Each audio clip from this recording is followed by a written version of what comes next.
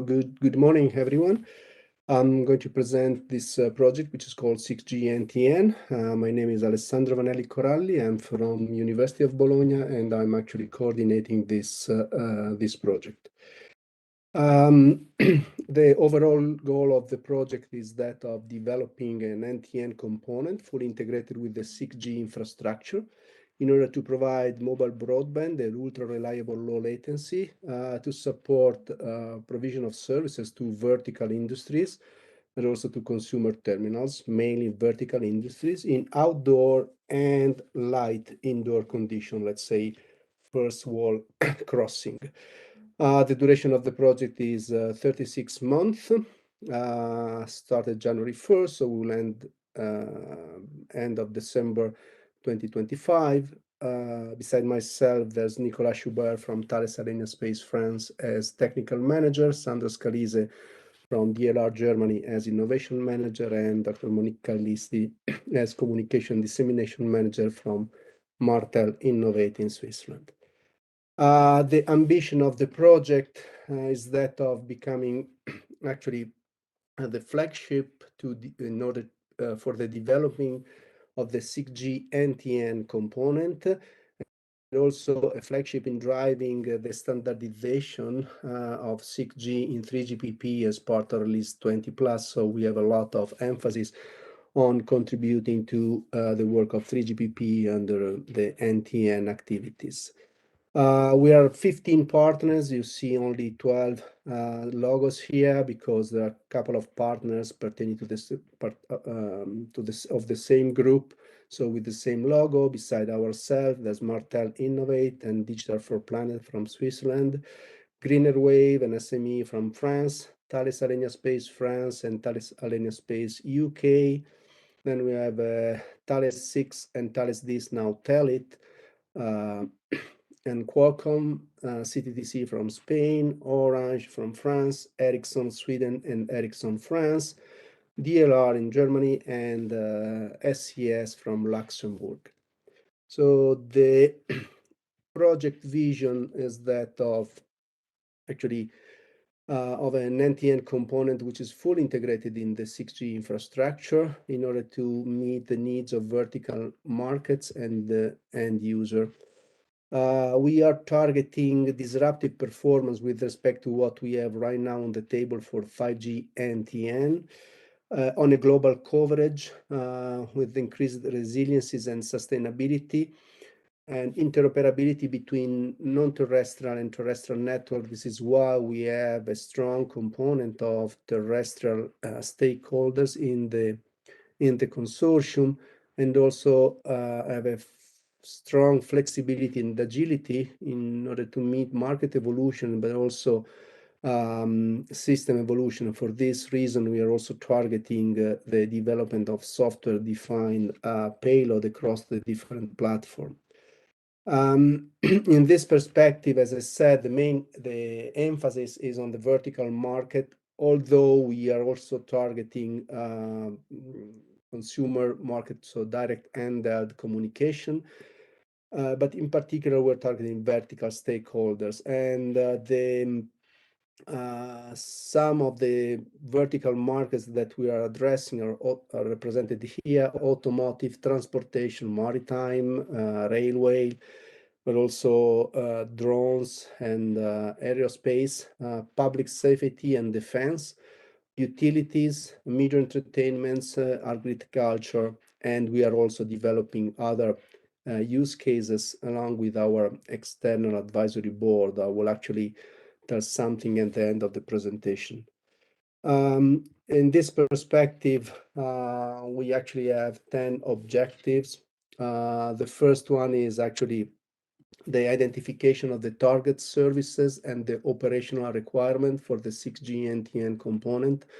And as I said, this is done in conjunction with the quite large external advisory board, which is meeting with us every 2 weeks in order to define these requirements and use case. And the external advisory board is actually a group representing several of the vertical markets that you have seen in the previous slides. I will actually go in a little bit detail afterwards.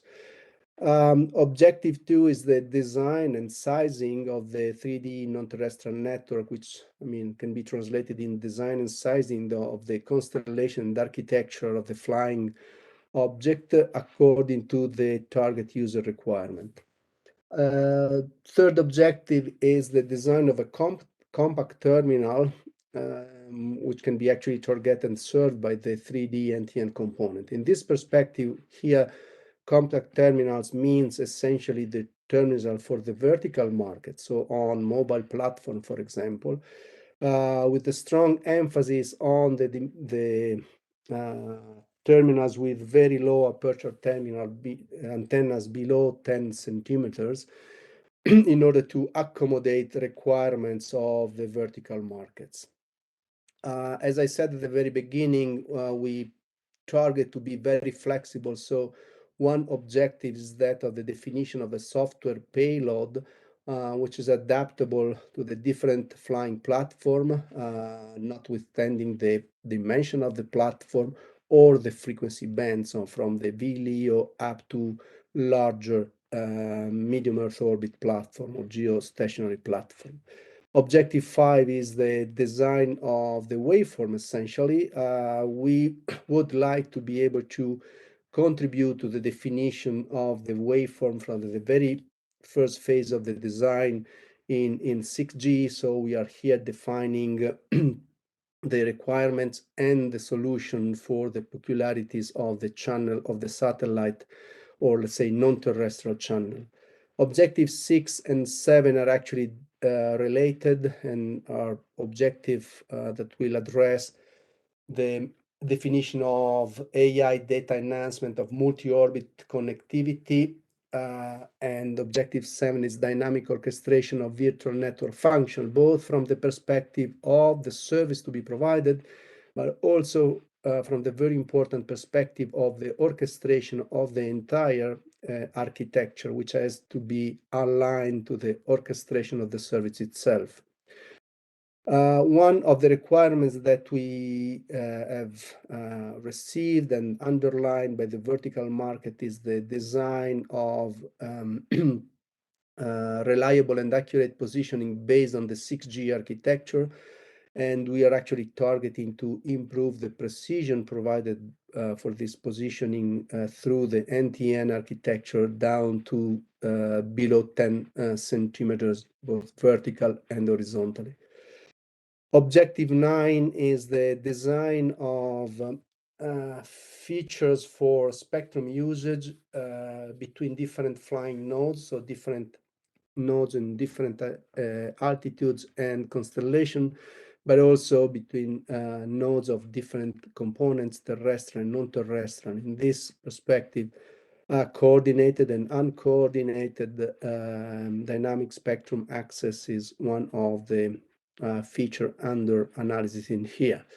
And then objective 10 is the impact of 6G-NTN on the entire community building, and in particular on the regulatory bodies and standardization bodies, in particular 3GPP, which we are already targeting with contribution that are being edited within the project itself.